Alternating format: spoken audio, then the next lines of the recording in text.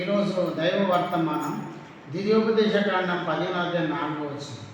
యెహోవా నిన్ను నిశ్చయంగా ఆశీర్వదించు. ప్రార్థన. ప్రభు ఈ మాటలు దీవించండి, నీ స్వరం వినిపించండి. యేసు నామములో ప్రార్థిస్తున్నాను తండ్రి, ఆమేన్.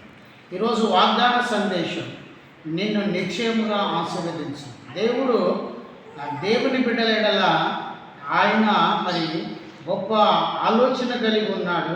వారిని ఆశీర్వదించాలని, ప్రార్థించే బిడ్డలను నిశ్చయముగా దీవించాలని దేవుని యొక్క ప్రణాళిక.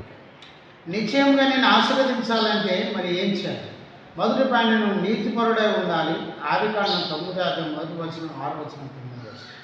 రెండో పాయింట్, నిందారహితుడే ఉండాలి. ఆదికాండం 6వ 9వ వచనం. మూడోది, దేవునితో నడవాలి. ఆదికాండం 6వ 9వ వచనం.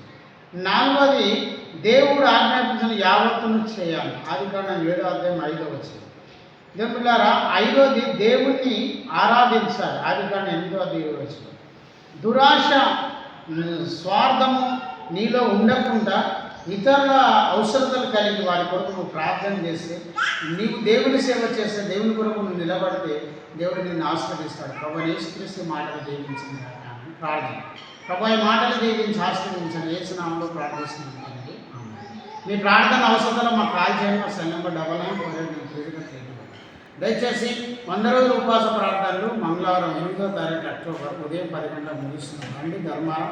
ఈ మీటింగ్ ఎవరు వచ్చినా దేవుడు వారిని దీవించి ఆశీర్వదిస్తారు. గమనించండి, యూట్యూబ్లో లైవ్ ప్రోగ్రామ్ ఉదయం 5 గంటలకు, సాయంత్రం 6 గంటలకు, రాత్రి 10 గంటలకు ఇస్తుంది. చూడండి. దయచేసి జయమనే యూట్యూబ్ ఛానల్ సబ్స్క్రైబ్ చేయండి. Praise a lot. దేవుడిలో దీవించుకుంటాను. Thank you. Praise a lot. Amen.